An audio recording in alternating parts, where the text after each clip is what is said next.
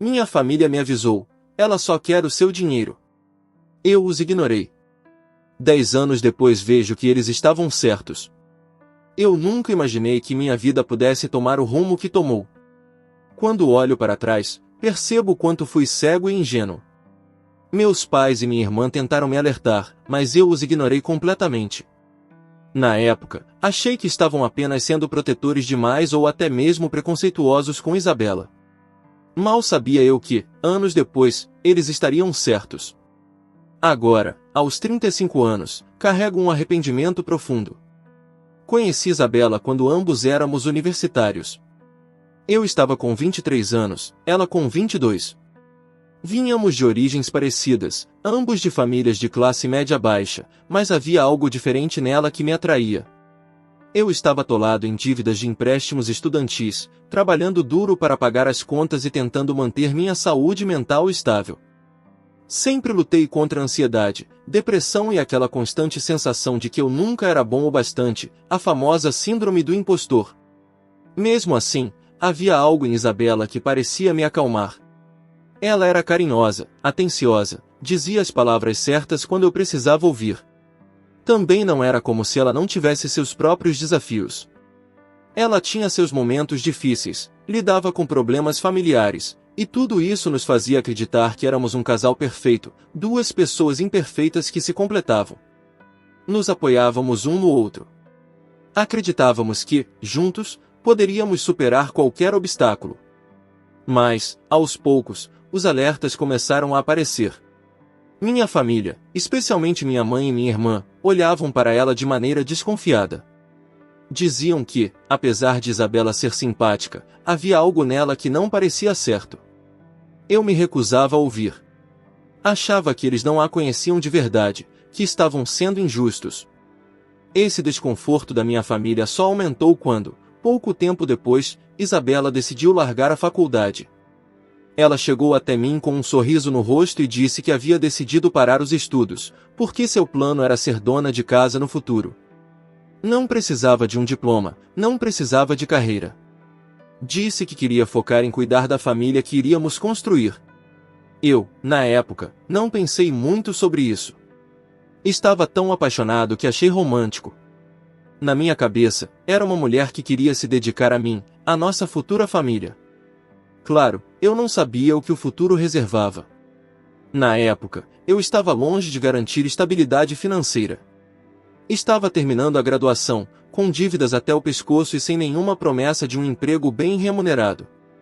Mesmo assim, quando ela disse que queria ser dona de casa, eu não questionei. Apenas aceitei. Então, veio o que parecia ser o golpe de sorte da minha vida, uma proposta de emprego que mudaria tudo. Era a vaga dos meus sonhos, salário de 6 dígitos por ano, carro da empresa, viagens corporativas, despesas pagas, e para completar, eles ainda ofereciam pagar meu mestrado. Aquilo parecia surreal. Finalmente, eu poderia sair da casa dos meus pais e comprar meu próprio lar. Era a chance de construir algo grande, de oferecer uma vida melhor para nós dois. Com o primeiro bônus de assinatura que recebi, a primeira coisa que fiz foi comprar um anel de noivado para Isabela. Eu estava tão empolgado, tão certo de que aquilo era o certo a fazer, que nunca passou pela minha cabeça que o amor dela pudesse ter algum interesse oculto. Afinal, começamos a namorar quando eu ainda era um estudante endividado, lutando para sobreviver. Pensei, se ela me amava naquela época, com certeza me amava de verdade. Nós falávamos sobre o futuro juntos. Fazíamos planos de viagens, de filhos, de uma casa confortável. Ela dizia que estaríamos juntos para sempre, não importava o que acontecesse. Mas minha família continuava desconfiada. Eles me alertaram que ela estava gastando demais, que parecia querer sempre o mais caro. E, de fato, Isabela começou a planejar um casamento de luxo, muito além do que eu considerava razoável. Queria flores importadas, um buffet caríssimo, lembrancinhas sofisticadas. E a casa? Insistiu que devíamos comprar a maior e mais moderna possível. Meu bônus de assinatura, que deveria ser uma reserva para emergências ou investimentos, desapareceu rapidamente nas mãos dela. Eu tentava colocar limites. Repetia sempre que não precisávamos do melhor de tudo, que poderíamos ser felizes com menos. Ela até fingia que concordava e cortava gastos por algumas semanas, mas logo voltava a esbanjar. Era um ciclo interminável. Depois de casados, vieram os filhos.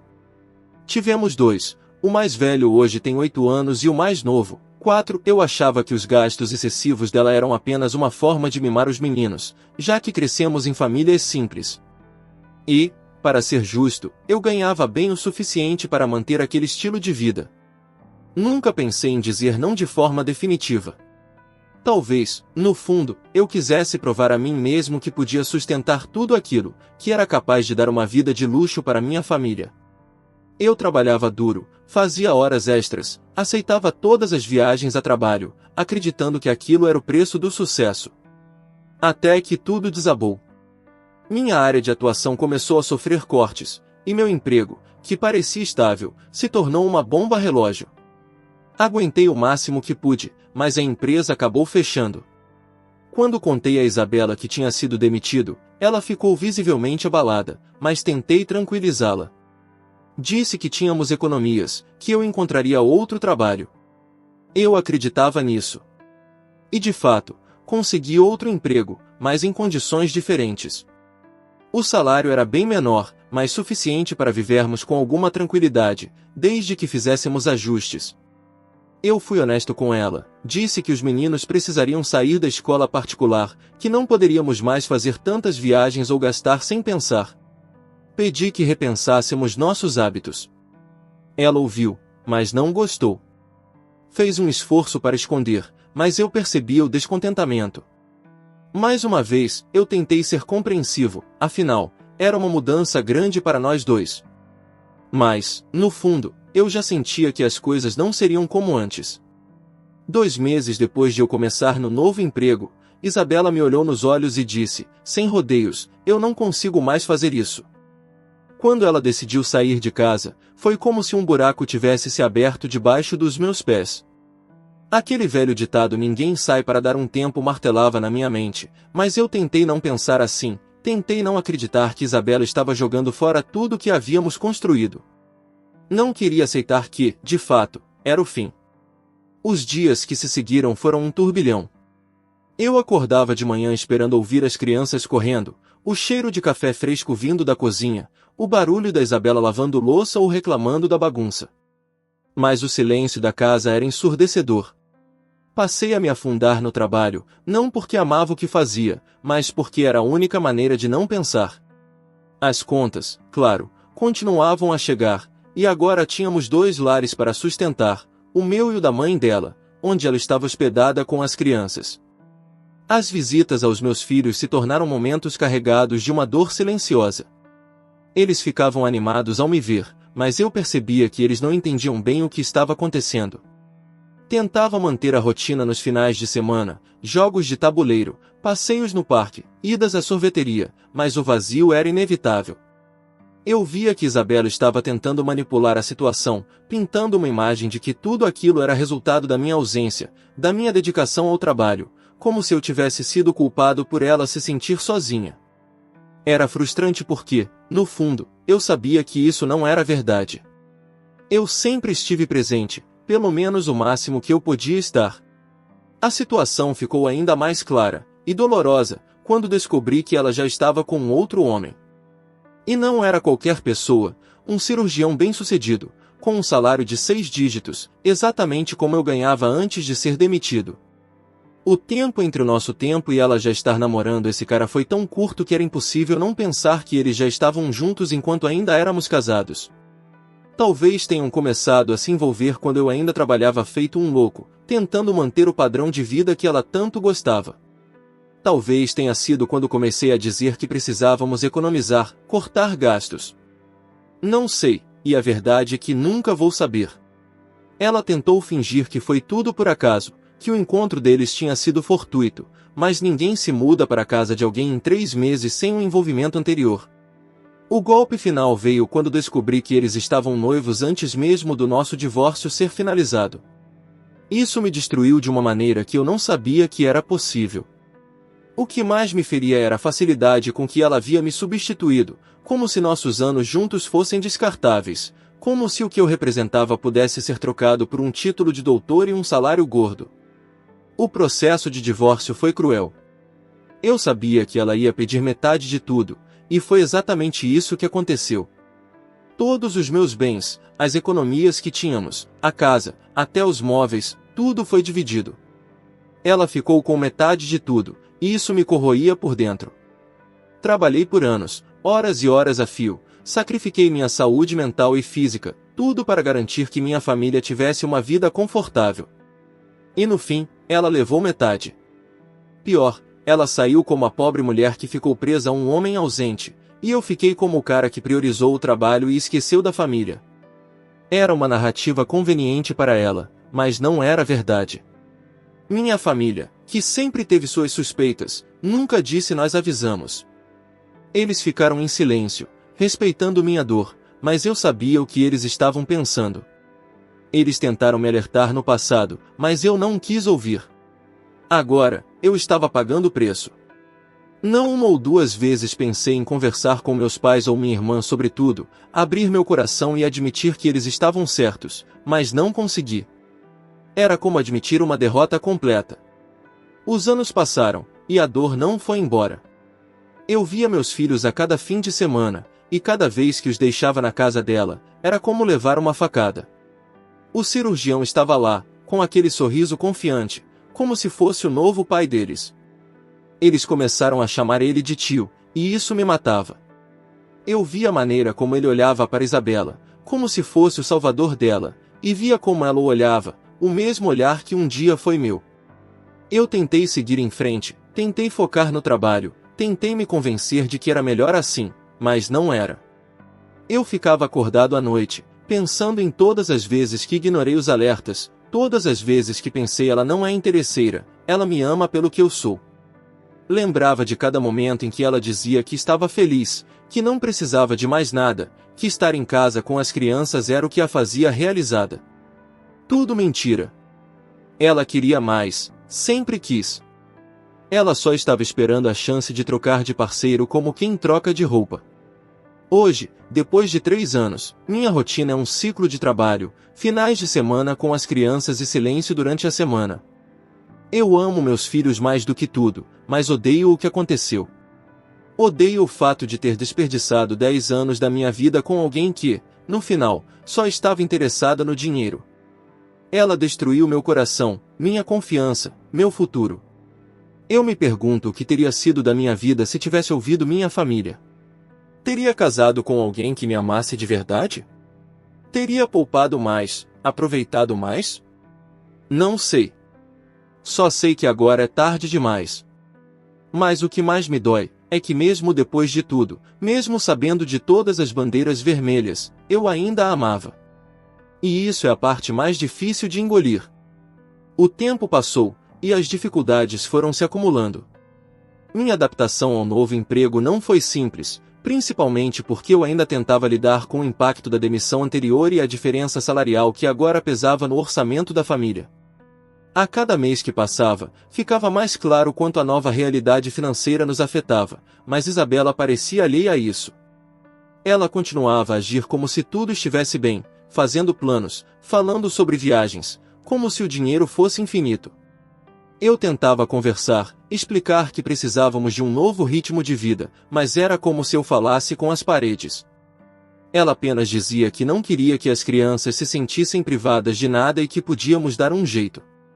As despesas aumentavam, e a tensão entre nós era palpável.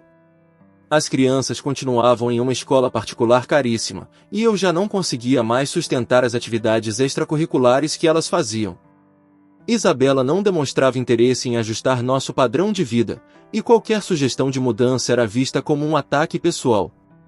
Eu tentava evitar discussões para não causar problemas na frente dos nossos filhos, mas o clima dentro de casa era cada vez mais pesado. Foi nesse cenário que, 2 meses após o início do meu novo trabalho, Isabela me procurou, dizendo de forma fria e direta: "Eu não consigo mais viver assim." Fiquei sem chão. Tentei argumentar, entender, mas ela parecia ter tomado a decisão há muito tempo. Não houve uma conversa real sobre o que poderíamos fazer para consertar nosso relacionamento. Apenas uma série de justificativas vagas, como nos distanciamos ou não somos mais os mesmos.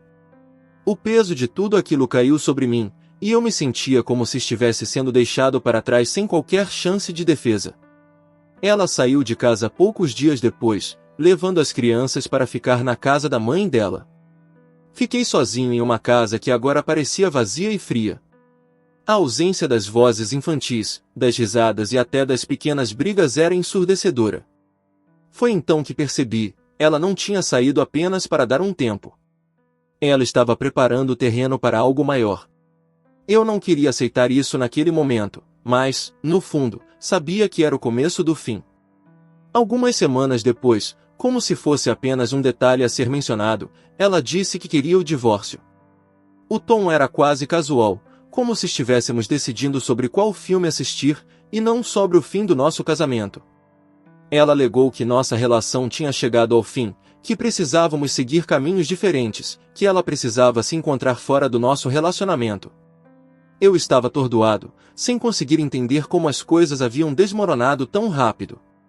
Tentei lembrar de sinais, de momentos em que poderia ter percebido que ela estava se distanciando, mas não conseguia encontrar nada concreto. Quando perguntei se tudo aquilo tinha a ver com o fato de eu estar ganhando menos, ela negou veementemente. Disse que não era sobre dinheiro, que precisava de algo novo, que precisava de liberdade, que tinha se casado muito jovem e agora queria descobrir quem era de verdade. Ela virou a culpa para mim, dizendo que eu trabalhava demais, que sempre estive ausente, que a deixei sozinha durante anos.